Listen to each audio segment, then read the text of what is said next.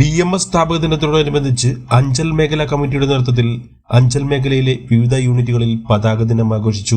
BMS ജില്ലാ മേഖലാ നേതാക്കളായ ഇളമാട് രാകേഷ്, ഏരൂർ സുനിൽ, അഞ്ചൽ സന്തോഷ്, ബിജു വീണ, രജനി, പ്രതീഷ്, രാജീവ്, വേണു, സിബി, സലീം, പുഷ്പൻ, ശശി, അരുൺ, നിഷാന്ത് തുടങ്ങിയവർ വിവിധ യൂണിറ്റിൽ നടന്ന ആഘോഷ പരിപാടിക്ക് നേതൃത്വം നൽകി.